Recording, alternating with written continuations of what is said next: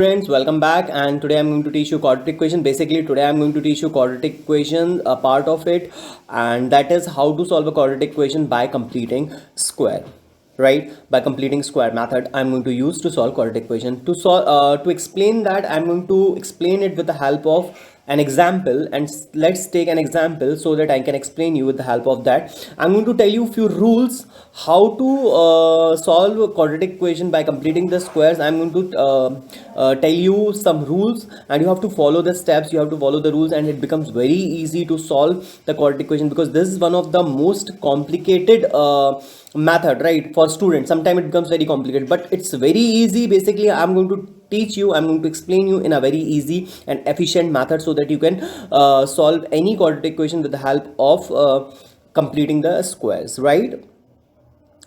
So let's take an example for let's take an example. One question I am taking. The question is, say there is a question like 2x square plus x minus 6 is equal to 0. So I'm going to use the method of completing the squares, right? So first what we have to do here, you have to arrange the quadratic equation in a way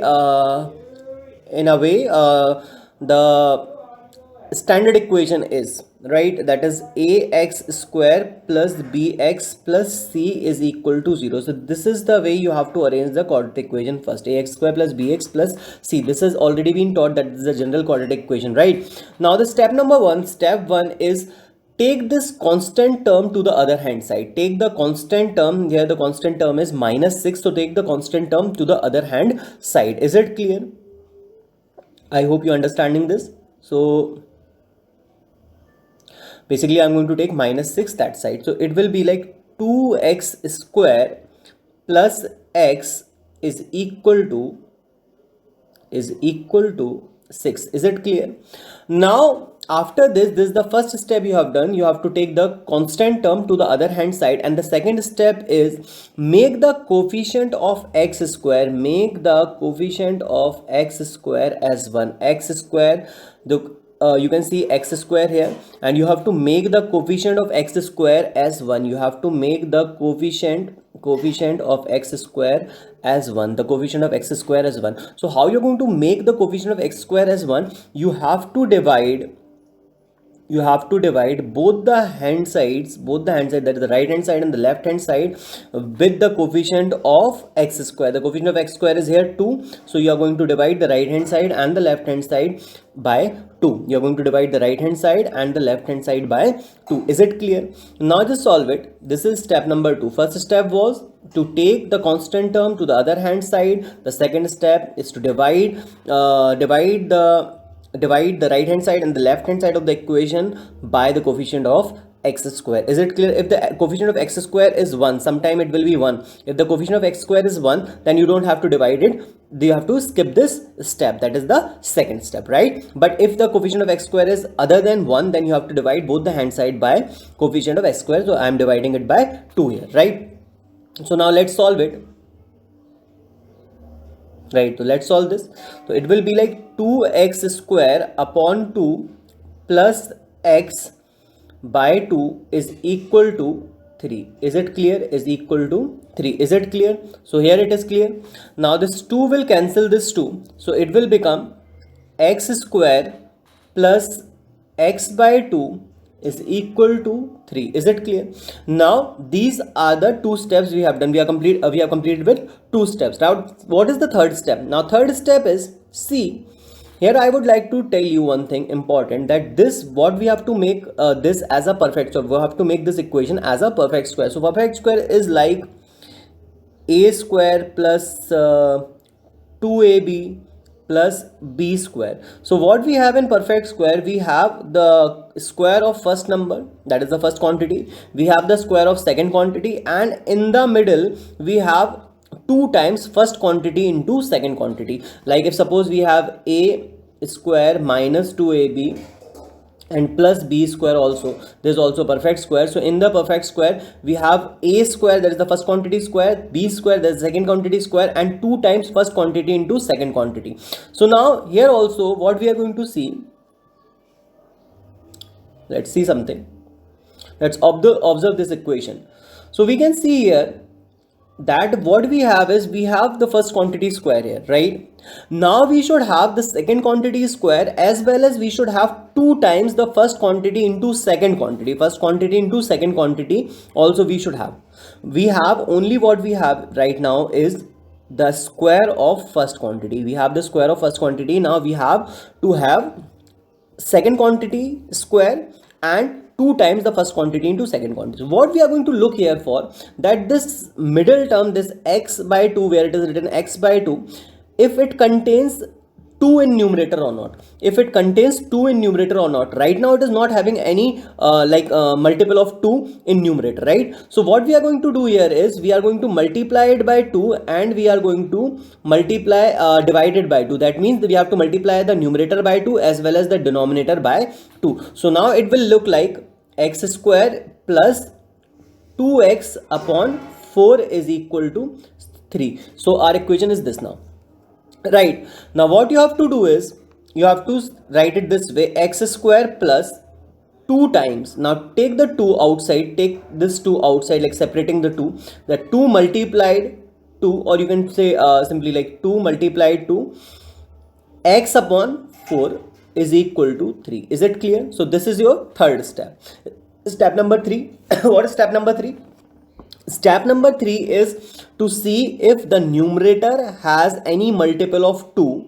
The middle term where it is written x, this term should have numerator any multiple of 2 in numerator, right? If it is not having any multiple of 2 in the numerator, then what you have to do, you have to multiply the numerator and divide the numerator by 2, right? Now separate the 2 outside and you can write it x square plus 2 times x by 4. Is it clear? Now you can write it this way also: x square plus 2 into x into 1 by 4 is equal to 3. Now I can see one thing, that now I have first quantity square first quantity square, that is x square I have. Now we have 2 times first quantity. Now we have 2 times first quantity. X square is the first quantity, that is x ka square, that is x square is first quantity's square.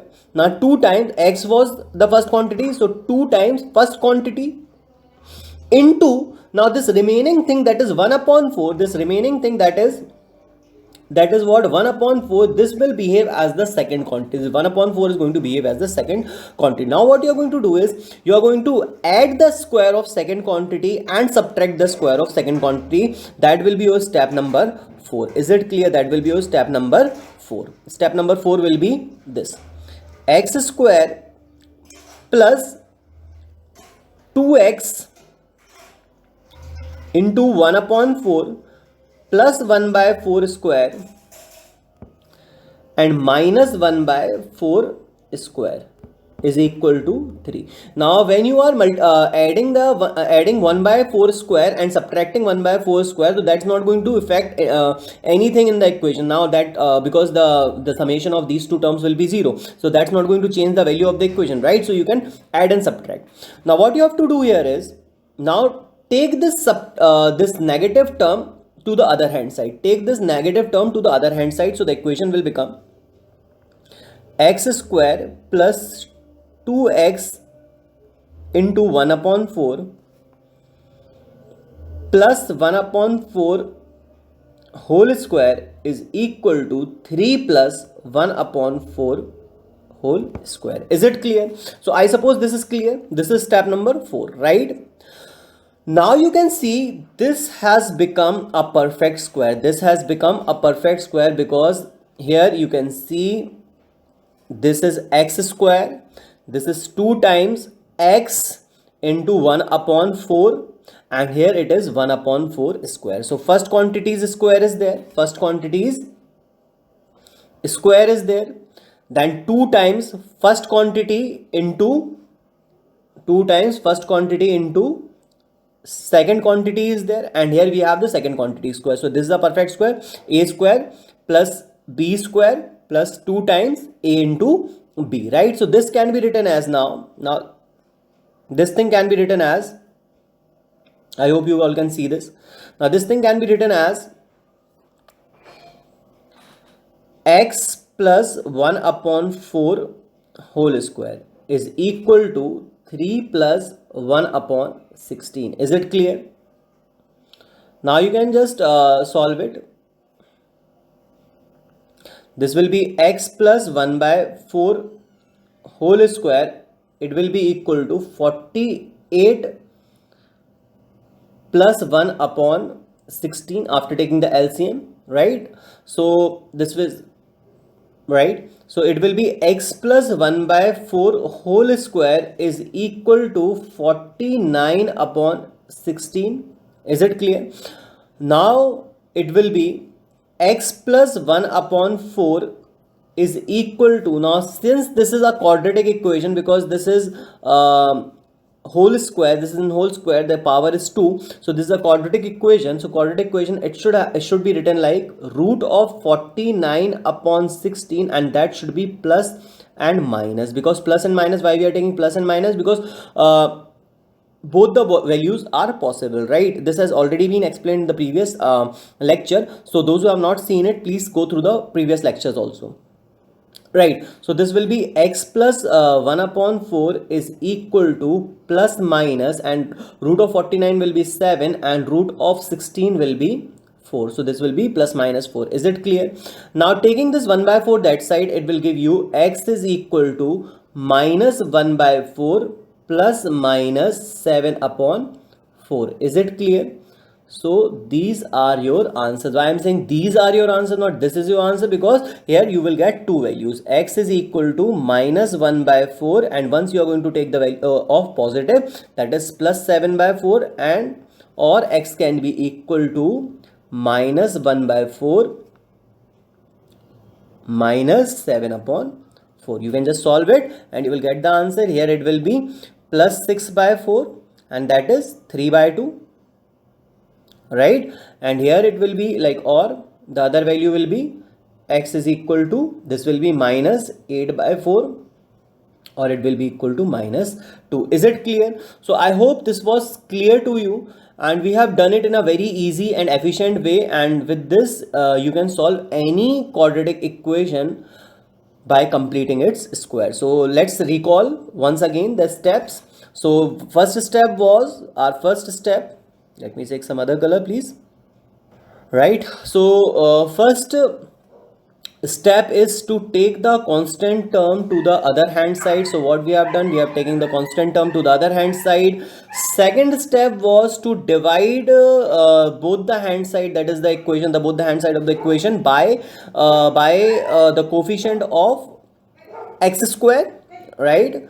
And after that you will have an equation this way, that is step number 2 is completed. And step number 3 will be, you have to look for the numerator if it is having any multiple of 2. If it is having any multiple of 2, you will take 2 outside. If it is not having any multiple of 2, then you are going to multiply and divide the numerator.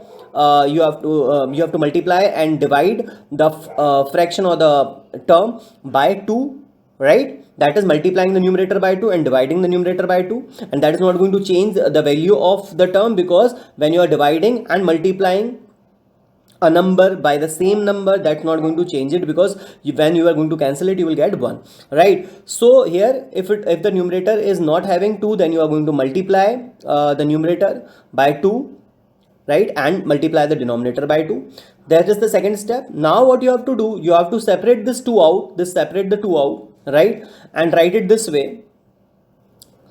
Separate the 2 out, then after that separate x also, separate x out, right? So you will have first quantity square, second 2 times first quantity, and the remaining thing, whatever is remaining now after separating 2 and x, whatever is remaining, that will behave as the second quantity. Now what you are going to do, you are going to add the square of second quantity and subtract the square of second quantity. That is step number 4, right? Now after that you are going to take the negative, that is the negative term,